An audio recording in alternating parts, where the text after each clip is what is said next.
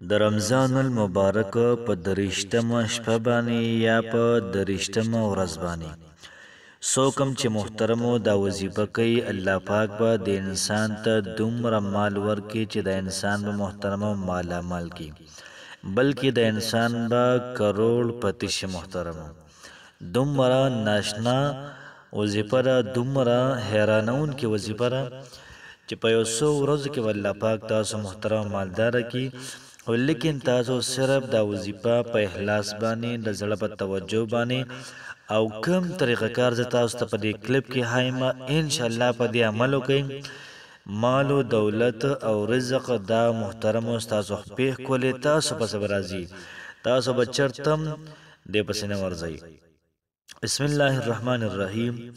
شروع کوم د ډیر زیات بهون کی او د ډیر زیات مهربانه رب پنوم باندې. زه گواهی ورکوم د دې خبرې چې د الله پاک نه علاوه د عبادت لایق بل څوک نشته، او نبی کریم صلی الله علیه و آله وسلم د الله پاک بنده او رسول دی. نن چې محترمو زمونږ کوم وظیفه را، دا وظیفه ډیره زیاته محترمو د کمال او ډیره زیاته عظیم شان وظیفه را.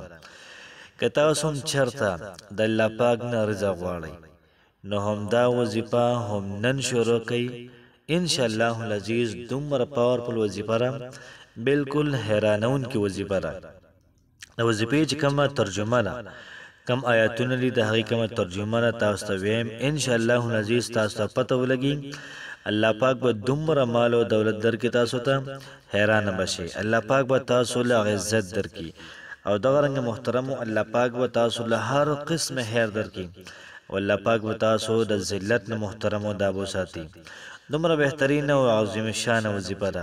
که تاسو مال او دولت غواړئ، که تاسو رزق غواړئ، که تاسو نوکري غواړئ، دا وظیفه دا محترمه بالکل د ستاسو لپاره ده. هم نن شروع کړئ په دې ترتیب باندې. تاسو به تماشا کوئ چې الله پاک تاسو له څنګه رزق درکړي، حیرانه بشئ ورته. یاد ساتئ محترمو، د وظیفې مطلب هرگز دا نه دی چې تاسو دا وظیفه وکړئ او بس سړی به راشي تاسو له دنیا پیسې درکړي ویش به کوئ. محترمو وظیفه تاسو کوئ او باقی کار تاسو په الله پاک باندې پرېږدئ. ان شاء الله العزیز الله پاک پر داسې غیبونه تاسو له درکړي چې حیرانه بشئ. مدینې منورې ته چې کله صحابه کرام لاړل، نبی کریم صلی الله علیه و آله وسلم د تمام صحابه کرام په منځ کې مواحات او ورورولي د محترم قائم کړله. یو صحابي داسې وکړل چې بل صحابي ته وایي چې یار دا زما ځمکې دي پټې دي، نیم ستا نیم زما، زما دوه ښځې دي، یوه پکې ستا یوه پکې زما دی، بلې له پکې طلاق ورکړو. تمامو صحابه کرامو دغه ترتیب او دغه طریقه کار وکړو. ولیکن په دې ټولو صحابه کرامو کې یو صحابي دی ډیر زیات مالدار دی، عبدالرحمن بن عوف رضی الله تعالی عنہ. د چې کوم ورور ورسېد میراث کې، هغه ورته وایي چې دا دومره ځمکې دي، نیمه ستا نیمه زما، دی ورته وایي ځمکه پرېږده، دا راته ووایي چې بازار کوم ځای کې دی. نو هغه ورته وایي او بازار هغه ځای کې دی، بازار ته لاړ شه. وایي څه کې بازار کې؟ وایي زه خپل کاروبار سټارټ کول غواړم. د الله نوم یې واخیستو او هلته کې څه څیزونه یې واخیستل او بل بازار ته یې ویوړل، هلته کې یې خرڅ کړل، حقابي پیسې وګټلې. نو ګوره هغه څیزونه محترم ده په 500 روپۍ مثال واخیستل، هلته کې مطلب په 200 یې خرڅ کړل یا په 600 یې خرڅ کړل. نو څونه پیسې وګټلې؟ 100 پیسې واچولې. بیا کو په هغې باندې هغه څیزونه والي او مخکې یې خرڅ کړي، نو 800 واچولې. بیا کو په هغې نوره سودا والي او هغه خرڅ کړي، نو 1000 روپۍ شولې.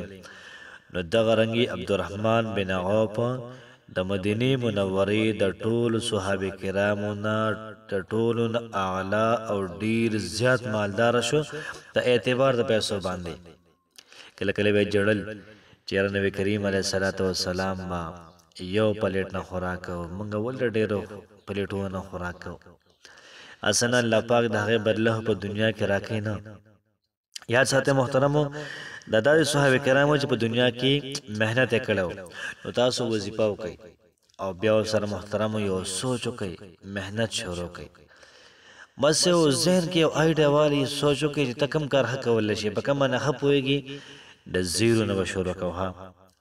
ډیرو کسان د زیرو نه شروع کړل، الله پاک هیرو ته ورسول، او ډیر زیات اوچت اوچت کسانو، لوی لوی بزنسمینانو الله پاک ځمکې ته راورتول، باچاهان یې اوچت کړل او بیا دغه باچاهان یې واپس راورتول. نو تاسو په کاروبار محترمو دا شروع کړئ، د 1 روپۍ نه شروع واچوئ. تاسو تماشه کوئ چې څومره ستاسو کاروبار دا روانېږي. د ډېرو کسانو مې تپوس وکړو ستا کاروبار څنګه و؟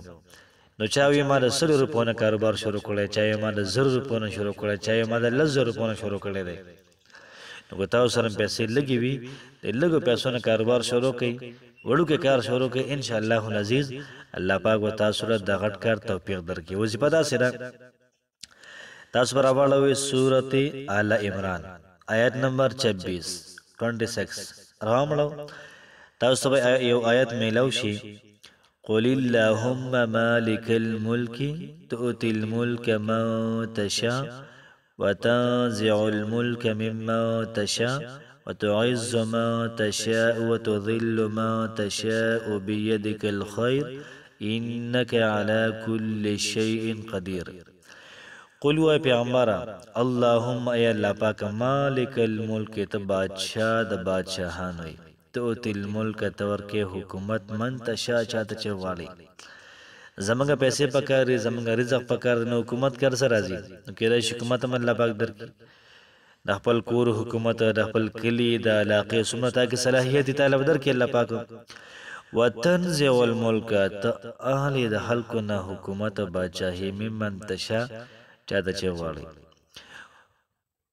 وتعز ما تشاء او ته عزت ورکې هغه چاته چې غواړي، وتذل من تشاء تیز ذلیله کې هغه څوک چې ته غواړي.